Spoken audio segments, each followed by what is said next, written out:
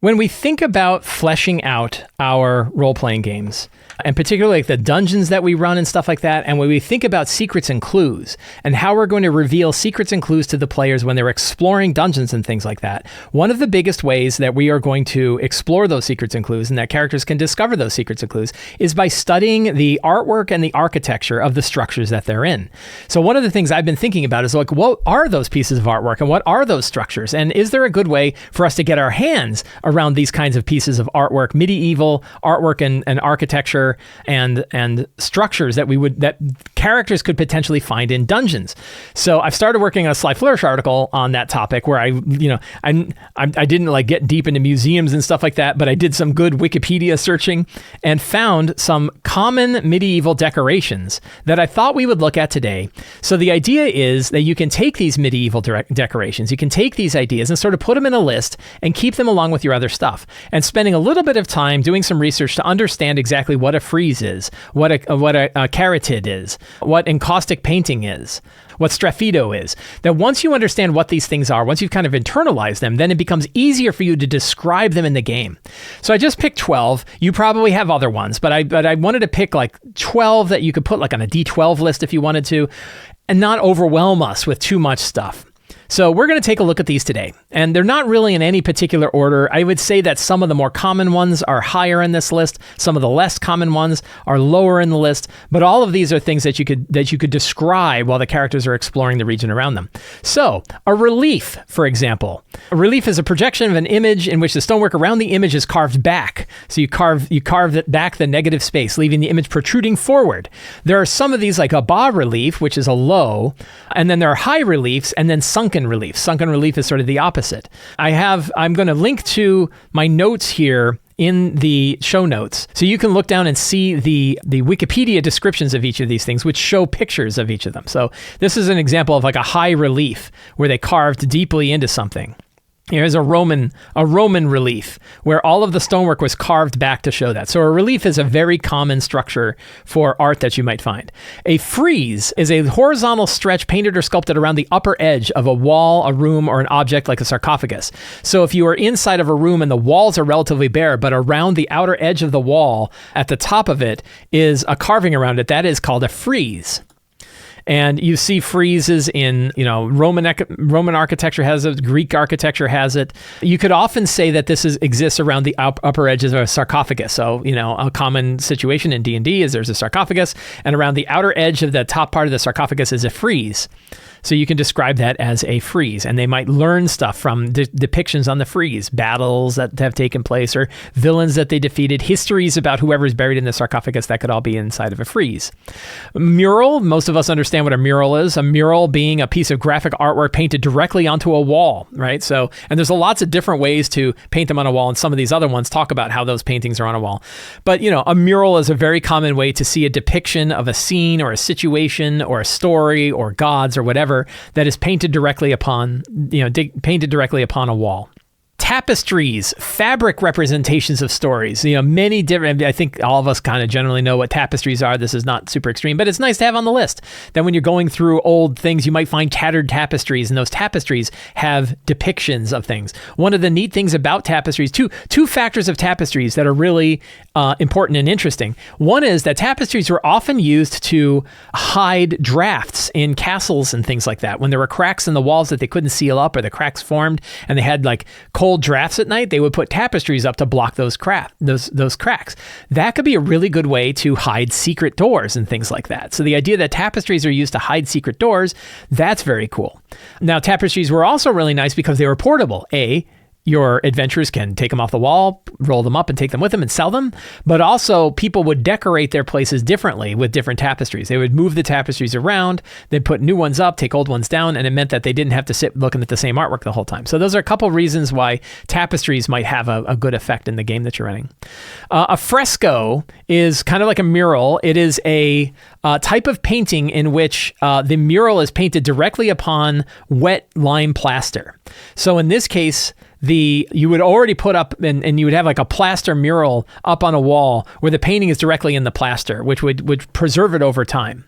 One reason why this is important, fresco, comes from the word fresh, right? And one reason why this is important is that plaster might crack, and you might have situations where you you see a fresco on a wall, but you know that it's plaster. You peel the plaster back and you find something on the other side. Maybe there's another mural. This actually has happened in castles. I went to a castle in Ireland once where they had a plaster fresco on one wall, but the plaster had peeled back, and there was a whole other depiction on the other side that they had kind of buried over. Remember I talked about how tapestries were put up in order to hide or to change up the decoration? Well, people that owned castles would want to change it up, and they would do what like cheap wallpaper people do. Just put the wallpaper right up over the other wallpaper and just keep doing that until the end of time. They would just take plaster and build frescoes right on the walls over the artwork that existed. But when you're an explorer or adventurer and you want to learn things, one of the interesting ways you could learn things is seeing a fresco that has begun to crack and the plaster is peeling away, and there's another image on the other side, maybe a worship of dark gods. Like maybe it's all happy on the front, and then you peel it back and it turns out, no, there's a curse that's here, and that's why this place is haunted. So frescoes are a good way to reveal stuff that is behind them. A mosaic is when you take bunches of small little bits of stone or glass or things like that, and you adhere them together to build images. So the neat thing about a mosaic is the pieces of the mosaic may be highly valuable themselves, pieces of gemstones, pieces of carved glass or whatever. And so there could be some interesting treasure that you might discover in mosaics. Mosaics being, instead of being painted, mosaics were actually put together by these tiny little pieces of colored stone, ceramic, glass, and things like that, and then paste together in mortar. Again, you could have the same sorts of situation where some of them have peeled away. Like, hey, this was like a mosaic that was on the wall, but a big pieces of the mosaic have broken free. So mosaic is kind of another interesting artwork type. Caratid and Telamon, I think I owe Scipio for this one, I think, brought it up, which is male and female carvings that are used as pillars or columns inside of a wall. So again, if you have these big columns, you could say there are these catarid columns made up of like female deities holding the pillars up, or telamons. Catarids are for females, telamons are for males, of carved figures that serve as pillars. This is in Athens. These are catarids, right? These pillars that are load-bearing structures that are carved like women or goddesses and things like that. And telamons are sort of the male equivalent of that. Here is a telamon of a male figure, male figure that is holding up a particular area. So catarids and telamons, useful for having pillars that are holding up big structures. Runic carvings. Runic carvings are when you have sort of an old language or, certain kinds of, primordial or primeval languages where their languages are descripted in these kinds of very specific runes. And those runes, Vikings were big into these, of course. Norse, Old Norse side had these runes. And those runes could be carved in. And the runes can be both language. They can also be power. We've talked about like rune magic in our D&D games and things like that. So runic carvings would be carvings of these depictions that could be sort of read by the types of runes that they have, but also they could of course hold power in them, and maybe while you read it, things happen to you. So those are kind of runic carvings. Encaustic painting, this is where we get into some of the stranger ones. Encaustic painting is using heated wax to apply pigments to a surface, which is often wood or canvas. So this is another one where, sort of like a tapestry or sort of like frescoes, that you would have these wax paintings. And the neat thing about this, and like the latest Indiana Jones movie had a thing like this, where it was like an encaustic graving or an encaustic pattern was wax, but you could melt the wax off and there would be something else beneath it. So the idea that like maybe if you fireball a room, the encaustic painting melts and it kind of deforms the images that are there, but they see that there's something else behind.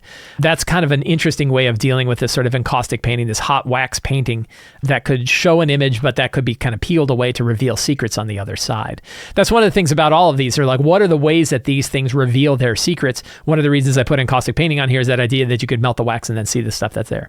Gilded engravings, the idea of taking engravings, these could be big, these could be small, they could be on small objects, they could be on large objects, but essentially you engrave into like stonework or wood or whatever, and then put melt gold on the inside so that there's this coating of gold all around the outer edge that sort of seeps into those cracks and can make very beautiful things. So it's often called gilding, gilded objects, and where gold was sort of overlaid on top of another thing to kind of show the image of whatever was there in the first place. So obviously, gilded engravings on coffins would be neat. Gilded engravings on shields, you could certainly see. Gilded engravings on the walls where it was all stonework carved, but there's these rivers of silver.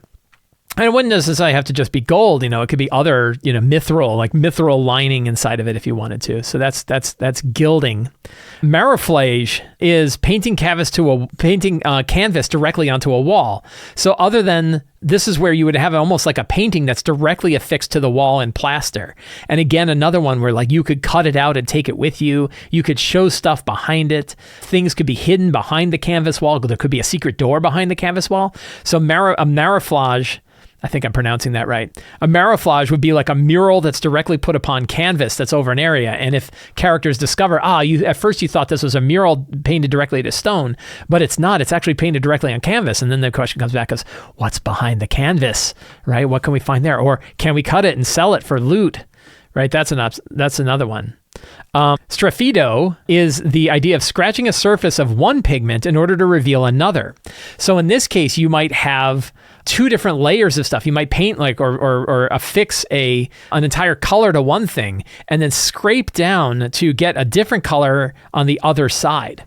So this one's kind of a different one, but this idea of essentially you might put like gold on one thing and then scratch through the gold to reveal like obsidian on the back, all kinds of different ways that you might want to show something from behind it. And again, it's another one where like, well, what if you scratched further? Would there be more things you could reveal? Was the surface that was put up there and then scratched through in order to depict this? What if there's actually more to it? And if you scratch further, you might discover other kinds of secrets and clues.